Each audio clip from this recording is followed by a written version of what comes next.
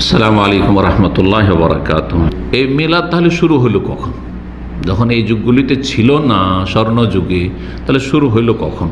প্রথম এটি শুরু হয় মেসরের কায়রো শহরে, যেখানে বেশ কয়েকশো বছর যারা চরমপন্থী শিয়া ছিল, যাদের নাম ছিল ওবাইদি বংশ, কিন্তু তারা নামটিকে চমৎকৃত করার জন্য, আকর্ষণীয় করার জন্য, মানুষকে বিভ্রান্ত করার জন্য ফাতেমা রাদিয়াল্লাহু তাআলা আনহার নামের অপব্যবহার করেছে। তারা নিজেদেরকে ফাতেমি বলতো, যে আমরা ফাতেমি বংশ, অথচ তার সাথে কোনো সম্পর্ক। এরা ছিল সব জিন্দিক, উলামায়ে কেরামগণ বলেছেন সেই যুগের যারা আইম্মা কেরাম, তারপর এরা জিন্দিক বেদিন ছিল। তারা বাহ্যিক ইসলামের কথা বলতো, কিন্তু তাদের ইসলামের সাথে কোনো দূরের সম্পর্ক ছিল না। তারা 6 রকমের জন্মবার্ষিকী আবিষ্কার করে। তার একটি হচ্ছে নবী সাল্লাল্লাহু আলাইহি ওয়াসাল্লামের জন্মবার্ষিকী, আর একটা হচ্ছে যে শাসক থাকবে বর্তমান, ওই শাসকের জন্মবার্ষিকী। এইভাবে এটাকে একসময় উঠিয়ে দিয়েছিলেন একজন সুন্নি শাসক এসে, যিনি আল আফজাল আমিরুল জুয়ুশ। আর তারপরে আবার আরেকজন সেই ওবাইদি বংশের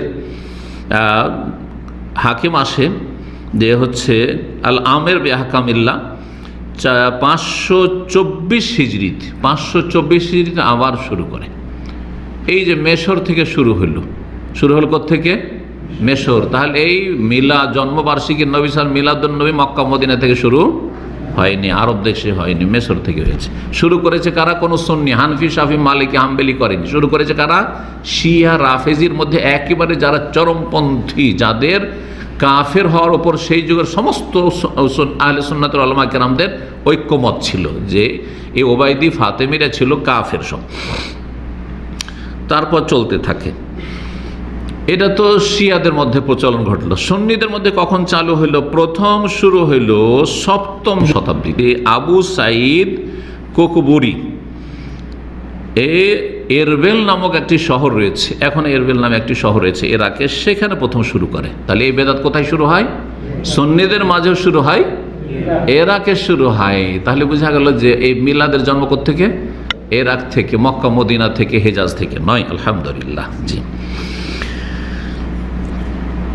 সুতরাং এটি হচ্ছে সুন্নাত না বেদাত?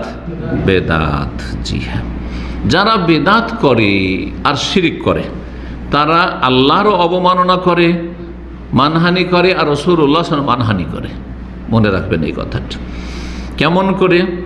আল্লাহ রাব্বুল আলামিন দিনকে যেন অসম্পূর্ণ রেখেছেন, তাহলে আল্লাহর অবমাননা হলো না? বা আল্লাহ হয়তো কমপ্লিট করেছেন, কিন্তু রাসূলুল্লাহ সাল্লাল্লাহু আলাইহি ওয়াসাল্লাম পূর্ণরূপে পৌঁছে দেননি, যার ফলে আরও নেকির ভালো ভালো রাস্তা আছে। তার একটি হচ্ছে গুরুত্বপূর্ণ কি? মিলাদুন নবী। তার নবী সাল্লাল্লাহু আলাইহি ওয়াসাল্লাম অবমাননা হলো না?